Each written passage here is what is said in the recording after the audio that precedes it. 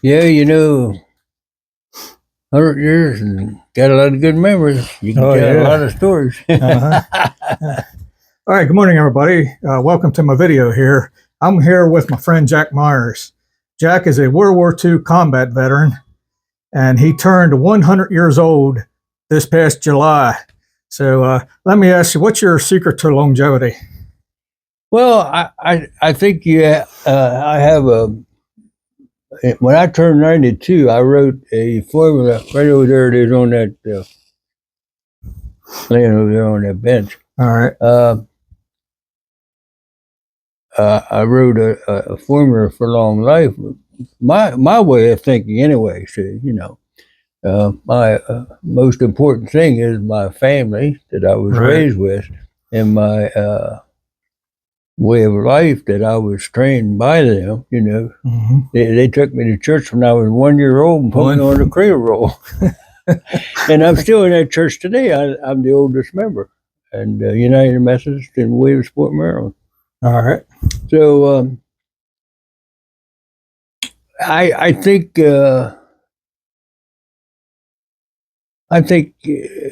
liking and loving everybody, regardless of their color, regardless of their way of life or anything, is important. Right. We can't control everybody, and we have to live with them and love them and try to get along with them. Yeah, That's important. right. All right. All right. Jack was kind enough to let me come over and do this interview with him, and I got a series of questions I'm going to ask him. So let me see. My first question to you is, how old were you and where were you when you heard the news of the bombing of Pearl Harbor? Well, that was in 41. 41, and I was 18 years old then, and old enough to know what was happening, and old enough to start thinking about, well, maybe I'll even be in the war. Yeah. Which Did you ever hear Pearl Harbor before the war started? I maybe, but I doubt it. All right. I doubt it. But consequently, last year I was taken over there with 93 veterans. 93 of them. And that was a great trip to Pearl Harbor. All right. Yeah, that's awesome. Great trip. I in that beautiful cemetery up on the mountain there. We had 200 people up there in front of that beautiful temple up there. And I sang a national anthem up there. The beautiful morning. It was very nice. Yeah. Yeah, I was at Pearl Harbor twice myself when I was in the Navy. Oh, yeah. Once back in '83 and once in '84. Yeah, we deployed on a Westpac and we stopped at Pearl Harbor to take on fuel and supplies before we headed to the out the Pacific Ocean. Yeah. Well, they gave us a lot of information about what happened there. Even took us out on a small boat, and we got to see a lot of ships and stuff and stories about what happened. Yeah, it was a sad day. It was in Arizona. Yeah. All those sailors and Marines that were killed on there. Yeah. All right. My next question to you: were you drafted or did you enlist? I was drafted. Drafted. Okay. Yeah. In January of 43. 43. Okay. Mm-hmm. I was married in November of 42, and I was drafted in January of 43. So they took me right away after I got married, but it lasted 69 years. Oh, that's good. That was good. We had a good life. All right. My next question: where did you go to basic training? Fort Hood, Texas. All right. Fort Hood, Texas. And I tell you, that was one of the most important things about my service is the training. We got awesome training there, and also in Kentucky and Tennessee before I went over. And that was important because over there, I trained with many different kind of weapons and stuff. And over there, halfway through the war, I changed weapons from a 75 to a 90. and I changed from a gun toted on the back of a half track to a tank like destroyer. Oh wow! All right. So I was able to go from that half track, being a gunner on that, and then go into the tank lake, and it worked out great. I tell you, that 90 on that M36 was an awesome weapon. It was, and we fought from the river there to last 6 months of the war. Yeah.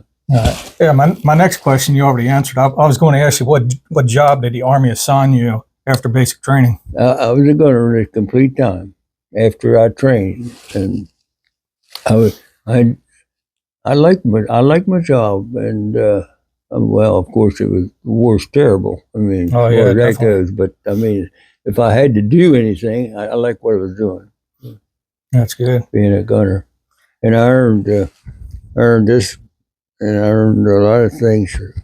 Yeah, I'm going to talk to you about that in a little bit. But after training, where were you sent to? Well, we went to Kentucky, and we trained there some more, and then we went on maneuvers in Tennessee.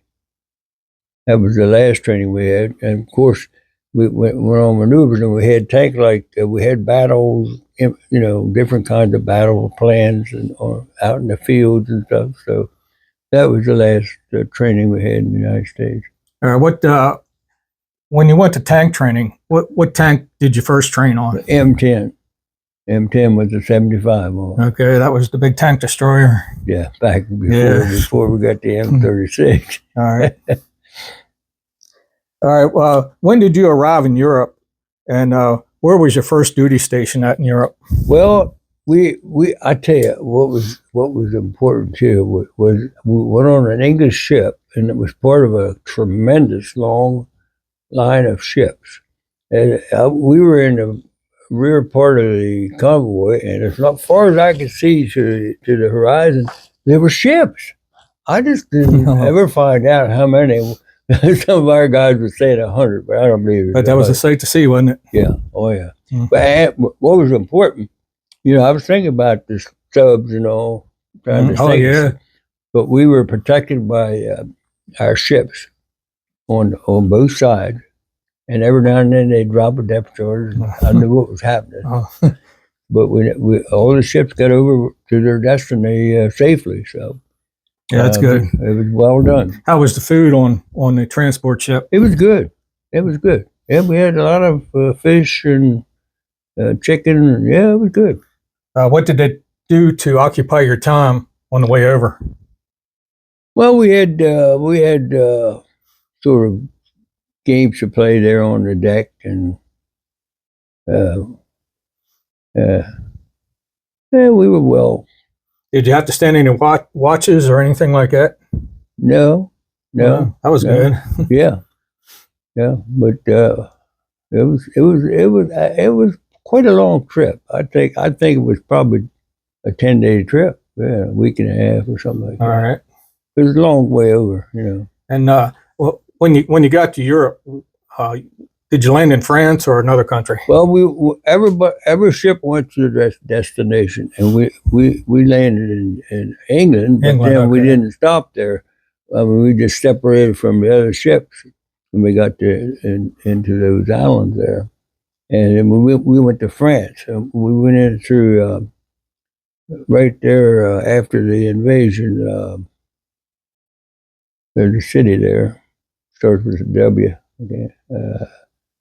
But we couldn't get into the dock because of sunken ships. Oh, really?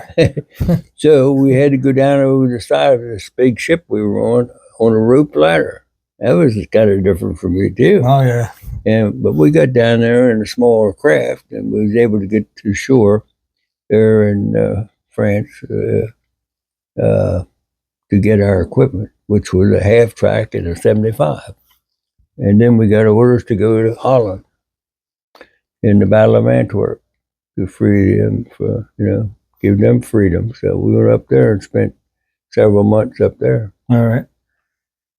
All right, I know you're a combat veteran, so what was it like when you first seen combat? Well, we get up there, and it was a 600-mile trip. 600, really? Yeah, from where we were in France, right near invasion there.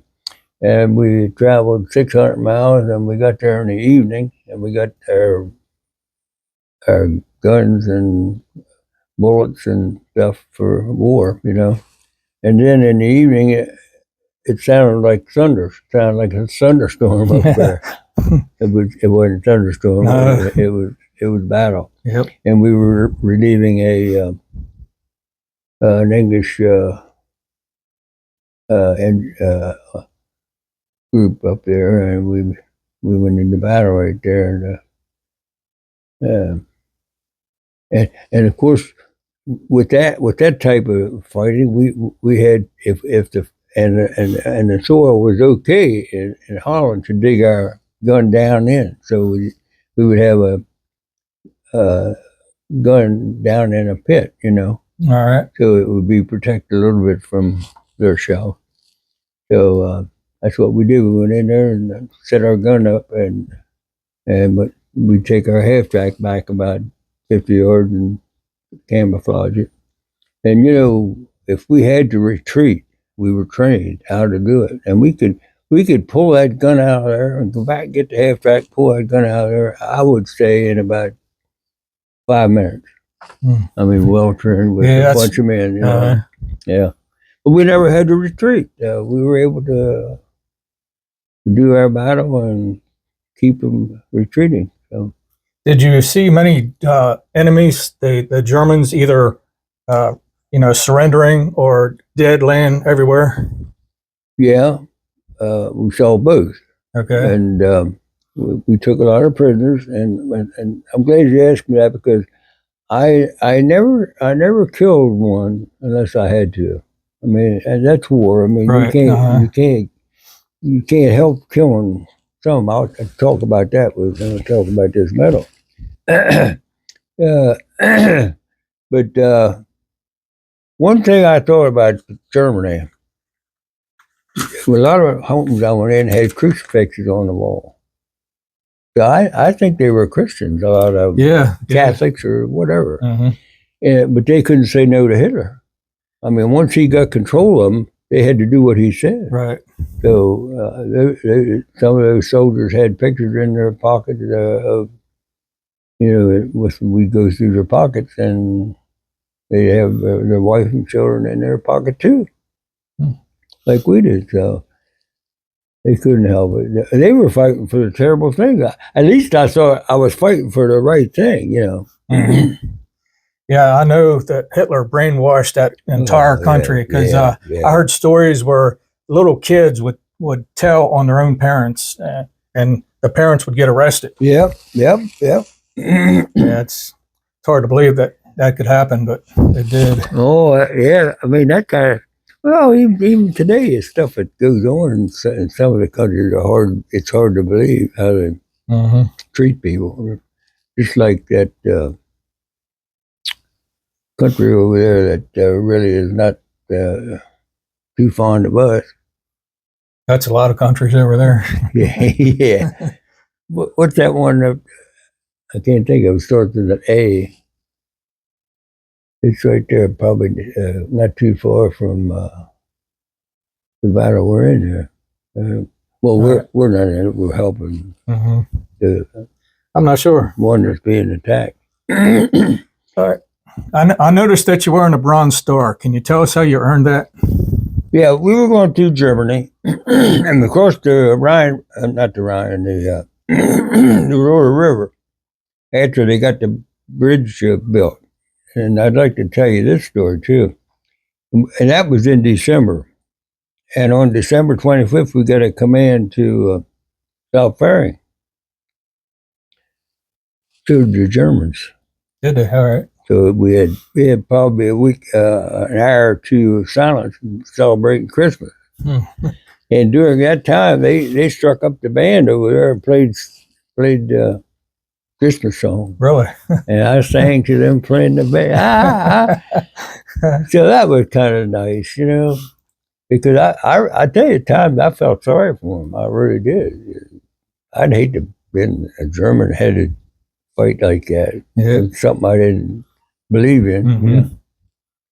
So, what was I going to tell you? About your Bronze Star. Oh, yeah. Okay. After they got the pontoon built, we switched over to the M36 with a 90, and then we crossed the pontoon bridges and went on that area of Germany between the Rhine and between the Ruhr and the Rhine. And I'm telling you, we had some fighting there. At one battle, we were pinned down. I mean, for a day or two, and we couldn't move.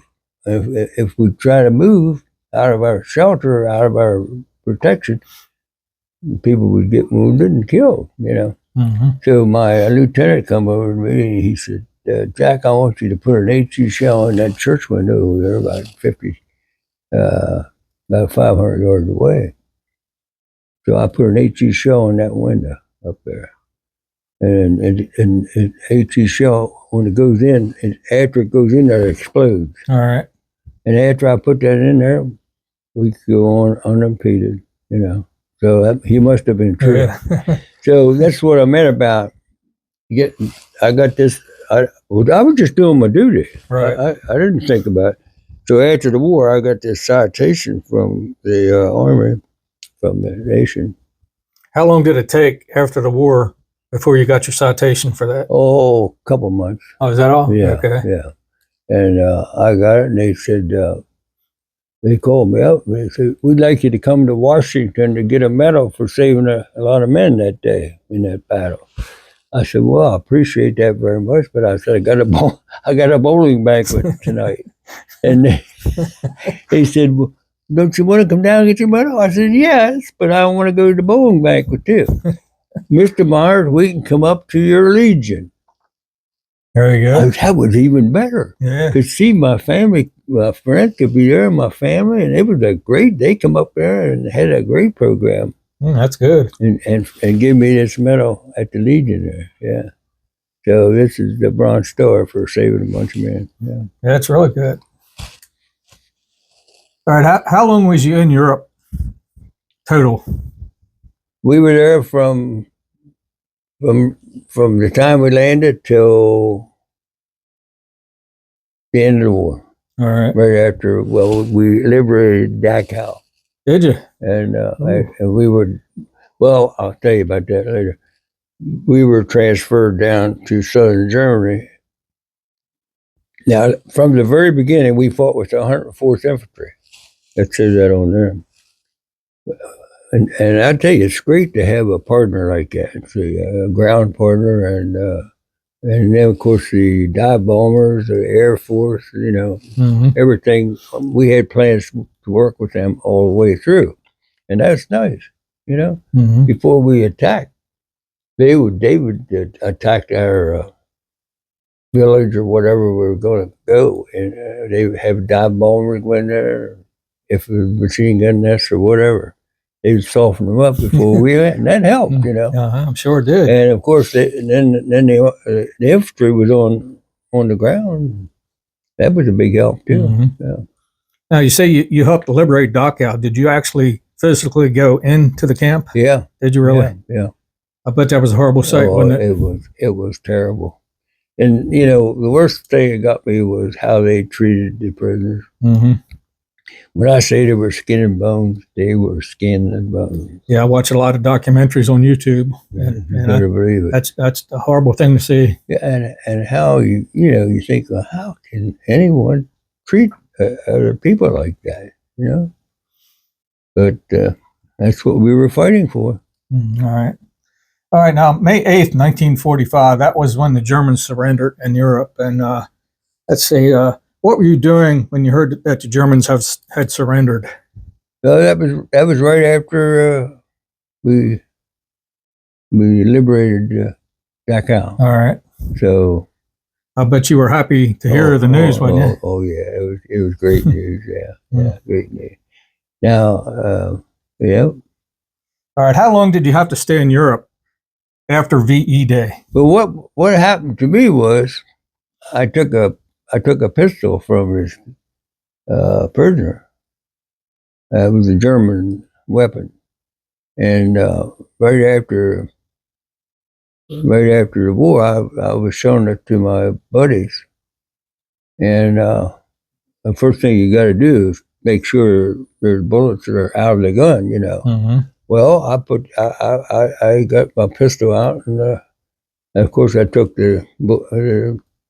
all the bullets off in the closure, and thought, well, I got to get this out of the chamber.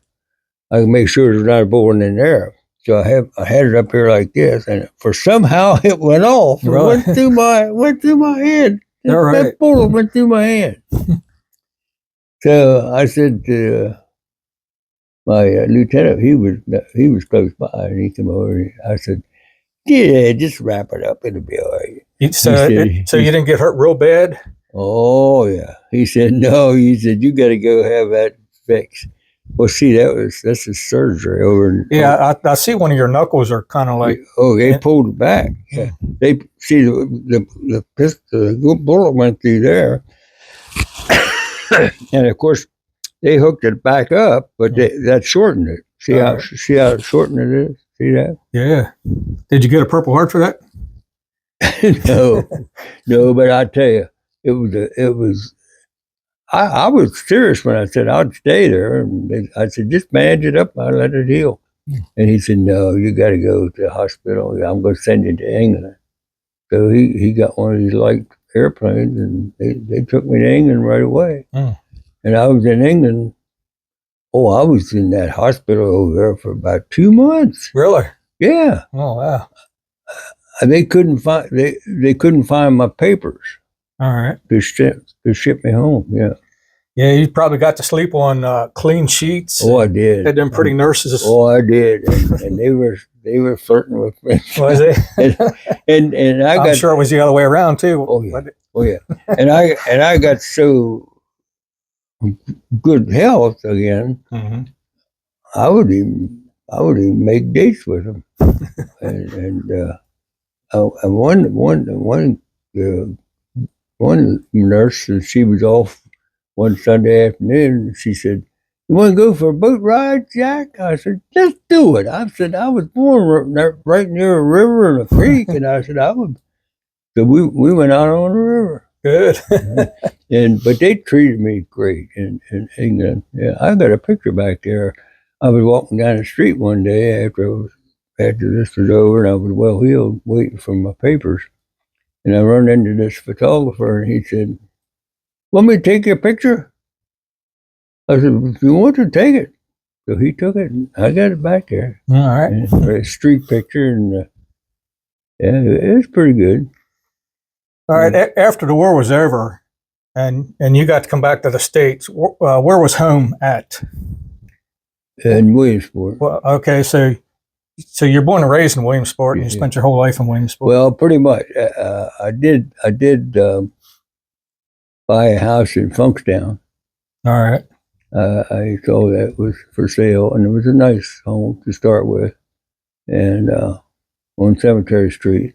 And I bought that, and it was a good starting because we had 2 little boys by then. And but right there when I was on the Rhine, or not the Rhine, the other river first, the Ruhr River.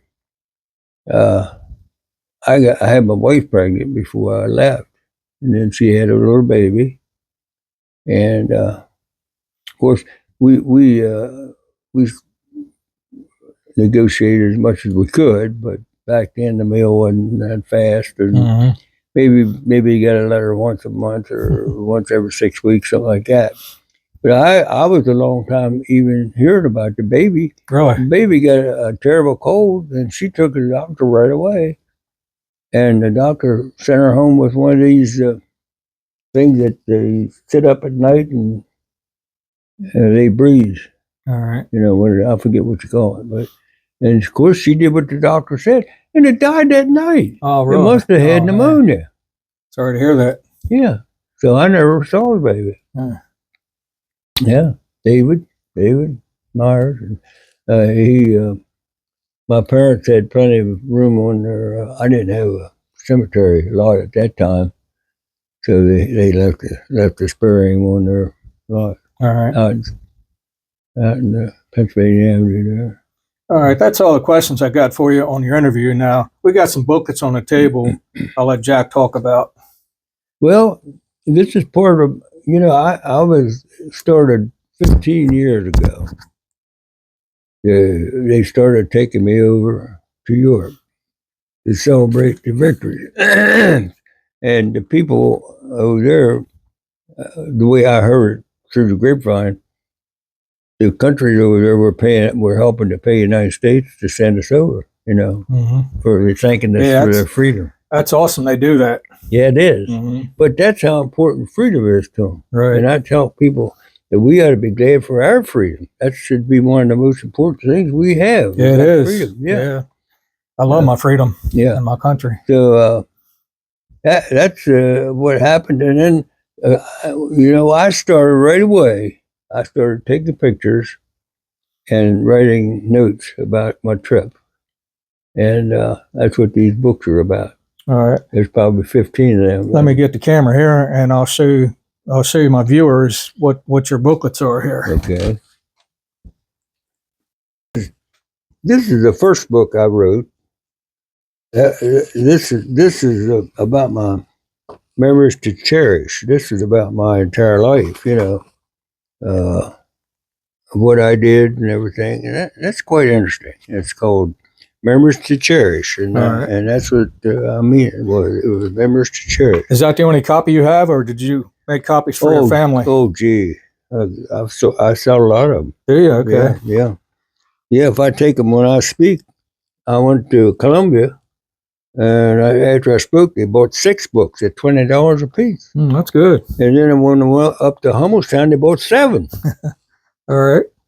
So these are trips I took out west with the kids, and look at that bear. Come right up in the park. He comes right up to the window. I got the window up too. There's my mom and dad.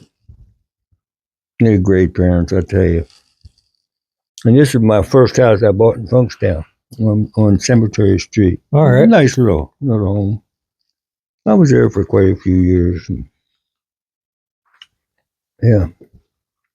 You got your war stories in there, or is that this is probably just your life story? I have a little bit in here, I think, at the end about the war. All right. About Kate, my wife. Now, she died with Alzheimer's. And, but, I spent quite a few years. She got to the place that she wouldn't even stay home. She didn't even know me. Oh, is that right? And I had to go out and find her after she'd go out and get lost. And so I got really afraid that she'd get away, So I had to put her in a home. Yeah, that's a shame. That's what happened. And then, of course, the home was like $1,000 or $1,100 a month. And after a year, 18 months, well, I had to sell the dream house, and that's what I sold the dream house and come here and bought this. All right. And I've been here 13 years. But you say the rest of these books is from the trips you took? Now, like I said, now this is another. While we were talking about my wife, I did everything I could do for her when she was in the nursing home right there. All right. And and this is this nursing home right down here, and that's where she died. But she was in that for a while. But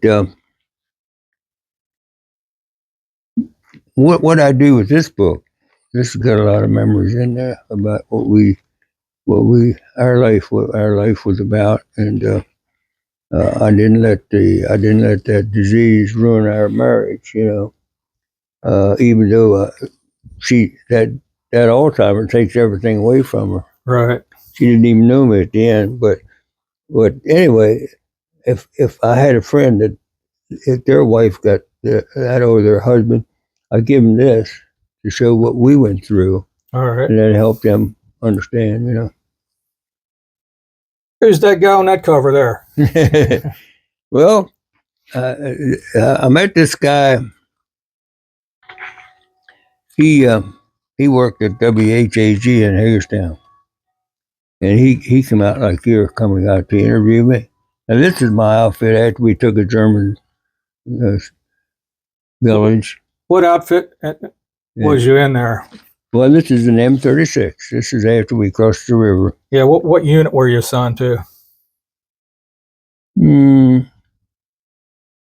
fought with the 104th Infantry right through the whole war, up until we were transferred down to southern France. After we got to the Rhine River, they wanted us to go down there and join the 42nd, which we did. But that was nice to have them as partners in the war, you know. Let me see if I can find this guy. He's in here interviewing me too somewhere. But anyway, he came out and he made this book, which I think is a pretty nice book. He had a lot of pictures in there about the war. Here he is. That's Ross Simpson, and he wrote this book, and he interviewed me quite a few times. Urge to kill. A local World War II veteran wanted to kill a German sniper. Well, I'll tell you about that too. But that's what these books are, and I would write. I think this is probably the first one that I went back to celebrate the Battle of the Bulge that I was in. Yeah, we got the anniversary coming up this Saturday, December 16th. Well, what happened was we come down from France after we liberated them, and we started up through Germany, and the Battle of the Bulge broke out to our left, and General Patton called us up and had us come over and help him stop the tanks. The tanks rushed. So that's what we did. We went over there and got it in the Bulge, even with the half track. We had a half track, 75 millimeter then. But one of the main things we did was help him to eliminate the gas supplies. So the tanks couldn't gas up.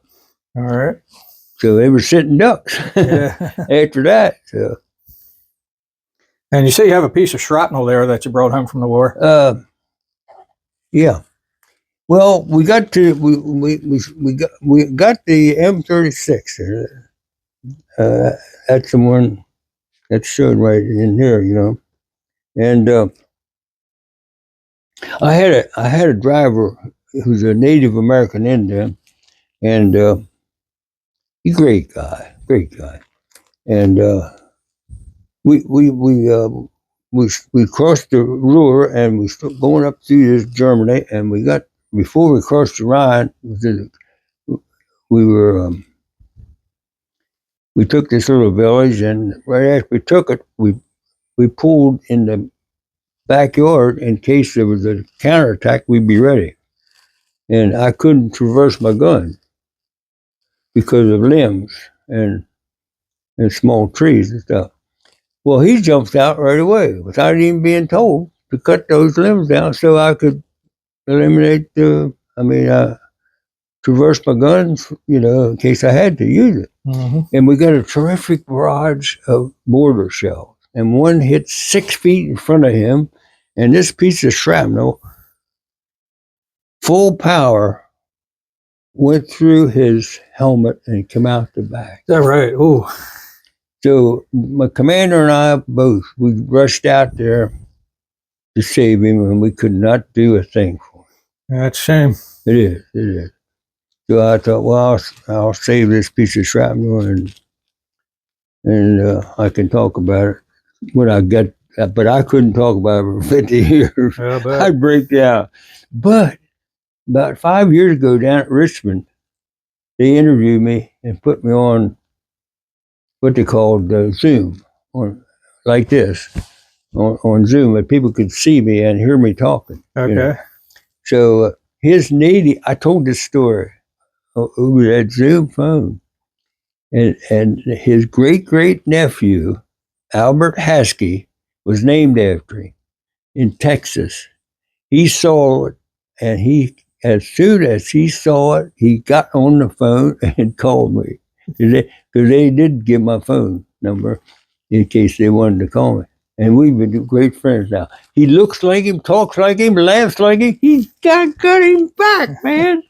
So sometimes a great story could come from a terrible. Right. Yeah. All right. That's what happened here. And we were going through take the village one time, and of course, the M36, the new tank-like destroyer, had an open turret about 5 feet across, hexagonal, and it was very nice to look at your battle, what you were going to fight, what you were going to do, but it was also taking a village, and the shells hitting up here, and this was spraying down on us. So this came in and hit my helmet. It didn't go through. But I think it was well spent before it hit it. Yeah, probably. But because my driver, he was killed immediately. But that's what that's for. All right. You want to show us that post there in the framing? Oh, yeah. And what it does, it tells you all the people that were killed and all. And here's where we landed. Where is it? Right up here. Let's see, where's the France at here? Right here's France. Yeah. Well, the invasion's right here, isn't it? Normandy, I think, was right down in here.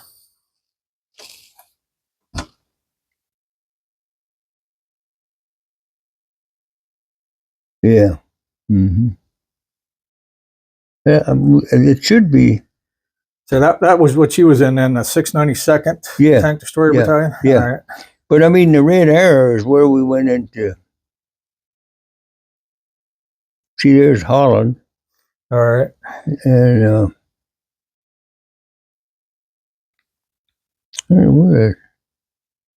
that's where we went into the battle, right? In Holland, see. That's where the red arrow is. Okay. Then we came down and went into Germany. And then before we crossed the Rhine, we were ordered to come back and put our M36 on railroad flat cars, and we're taken down here. And then we started through southern Germany, southern France, and into southern Germany. Right over in here. Yep, this is the M36 right there. All right. What's all the names on the back? Yeah, this is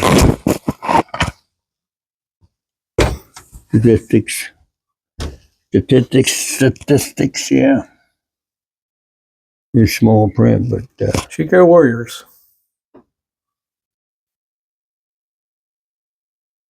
yeah, it has all the things about, All right. The A company, B company, C company. I was in B company. The gunner in B company the entire time. Yeah, this is kind of neat. Yeah, it is. And I found a great place to hang it there in the hallway. That's very nice. All right. All right. Well, I appreciate you, and thanks a lot for the interview. Yes, indeed. Yes, well, I'm glad that you found time to do it. I got to show you the steel helmet. I always have time for World War II veterans. That guy was up in the we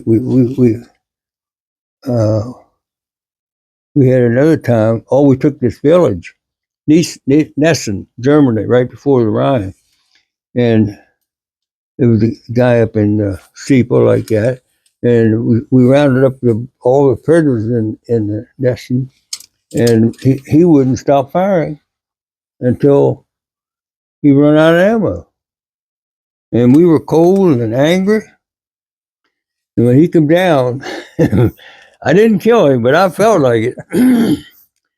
But I just took him prisoner, kept his steel helmet.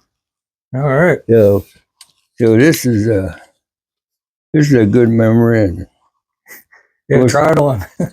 this is a great helmet, great helmet. Yeah, it's a Luftwaffe helmet. German Luftwaffe, Achtung! Do your Sergeant Schultz impression. Yeah, that's right. That's right. That's indeed. It's a pretty good helmet, really. I tell you. Yeah, that's got the German insignia right there. And of course, I got the doughboy back here, the doughboy helmet too. Was that the one you wore? No, but I got one to Okay. show it. Yeah. Yeah. All right. Again, I really appreciate you letting me do this interview. And hey, well, it's nice of you to come out and do it. Thanks a lot. Yeah.